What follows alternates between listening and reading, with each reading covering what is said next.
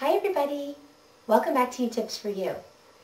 Today I want to share with you some tips on scalp conditions to help you determine what that flakiness is. Maybe you're suffering from an itchy scalp, you're curious to know what you have, how to treat it, what you can do.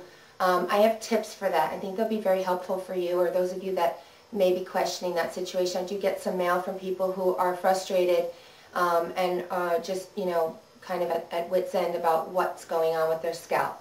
So the first thing you need to do is try to determine what you have by doing a little test.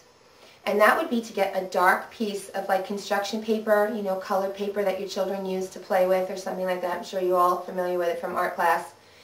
Put it down on a table or some surface. Flip your hair over and rub your scalp or brush it on, while it's upside down, and let the flakes fall off your scalp onto this dark sheet of paper. You'll be able to see them. Now, if you see little tiny white small specks, flakes, that's just basically dry scalp. Nothing really to worry about if you don't have too much of it, and we'll talk about what you can do to help with that. And that can be seasonal as well, kind of starting around, October, going through March when we have more dry weather, heat conditions, it's cold, lack of UV rays from the sun, because all of the sun can actually help when you have skin conditions. Now, if you're looking at those same flakes and say you have large, greasy kind of flakes falling off of your hair onto that piece of paper. They're larger, they're clumpier, greasy looking. That's dandruff. And if you've got a mild case of it, you don't have really any itching or redness of the scalp. You probably just have more excessive oil secretions going on. It's very common in adolescence and puberty when your body's producing excess oils. What happens is your scalp skin gets irritated by that excess oil, and it starts to shed its layer of dead skin cells faster. Normally everyone sheds skin cells at least once a month, probably about every 28 days. But when it starts to happen more rapidly, say between 7 and 21 days, then the skin cells start to come to the surface and they clump with the oil and they form what's known as the dandruff. So if you have dandruff and it's mild enough, you can treat that with over-the-counter dandruff shampoos. There are several on the market. They contain different ingredients. You try them depending on how severe your dandruff is. You can use them 3 times a week, twice a week, once a week. Use it only until your dandruff is gone. When your dandruff is gone and your symptoms subside, stop using it. Think of it as a medication. Each one has a different ingredient. Like I said, one has coal tar, others have selenium sulfide, some have salicylic acids. It depends on which one you grab. If you use one and you don't really see results, try another one. Sometimes a combination can work of both if you've got a real stubborn case. But more likely you'll see results with the dandruff shampoo that you'll use. Now, if you want to prevent dandruff, I have a therapeutic natural method that you can use.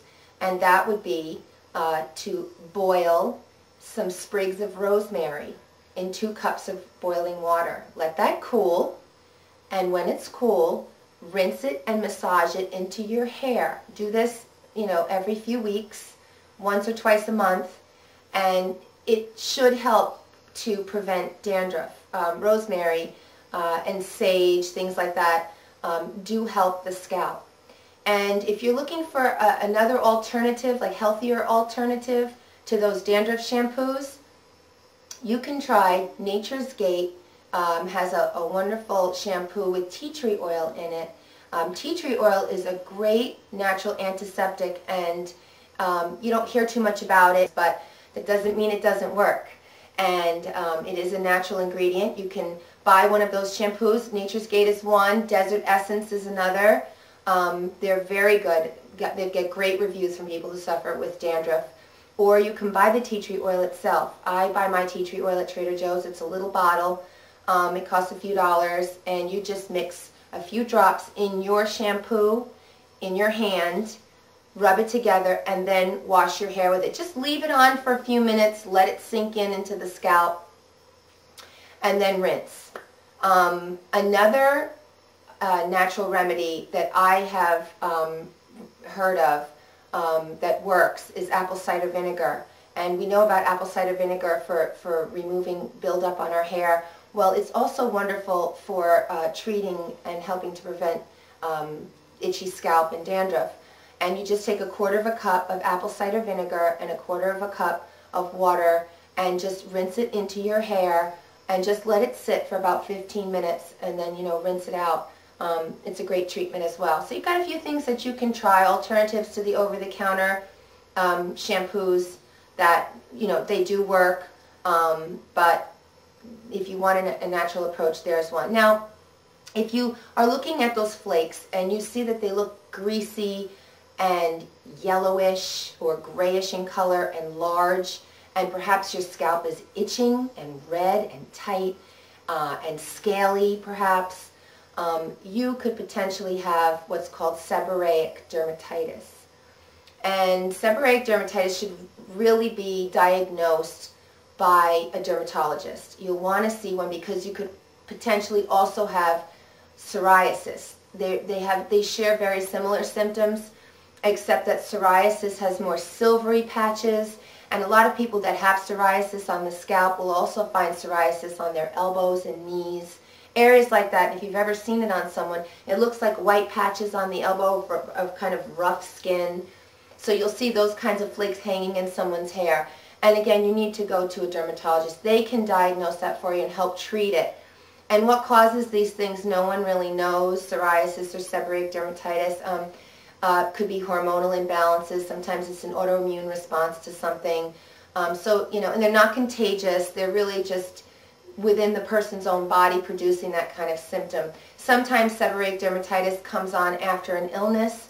I've heard it associated with Parkinson's disease and Alzheimer's disease and stroke and things like that. You'll see it, if that's in elderly people. But young people get it too. And it can be brought on by just a host of all kinds of things. So you want to get it checked so your doctor can help you monitor it. Lots of times you'll use an antifungal cream because very often seborrheic dermatitis has a yeast component that's involved in irritating your sebaceous glands, and that can produce this over-dramatized shedding of your scalp skin cells, and that would be associated with yeast type of fungus that grows on the scalp. And just so you know, everybody has a little bit of yeast on their skin, on their scalp, but it's those people who somehow it triggers an excessive growth of it that can irritate the scalp and just lead you down that path for seborrheic dermatitis. So, 3 things that you'll be concerned with. Like I said, the dandruff, which you can treat. Then there's the more severe dandruff where you see the yellowing, the flakes are yellowing and greasy, large. You've got the itching, the red. It's really itchy. It's bothersome. Sometimes it stops at the hairline. Sometimes you can see it on the eyelids or on the eyebrows, on the sides of the nose. So seborrheic dermatitis has that look, that red, scaly, patchy look. It's sort of confined to that area, and you'll see it kind of creeping from the scalp to the hairline and the eyebrows. If you've ever seen cradle cap on a little child, on a baby, that's what it looks like. And you'll want to loosen those scales with some mineral oil or baby oil, and then you'll help remove them. And the doctor would tell you all of those things. And then, of course, there's psoriasis, which, again, has to be looked at and treated by a doctor. But you'll see those white, patchy, scaly things. And, aside from being a nuisance, dandruff is, like I said, not contagious. It's more of an annoying problem that we just want to get rid of. And with the proper things, we can monitor it and hopefully get rid of it.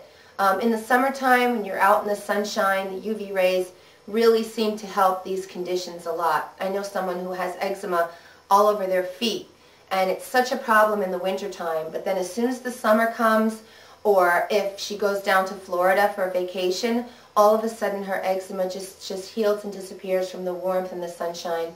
So, really, the sun can have a beneficial effect on it.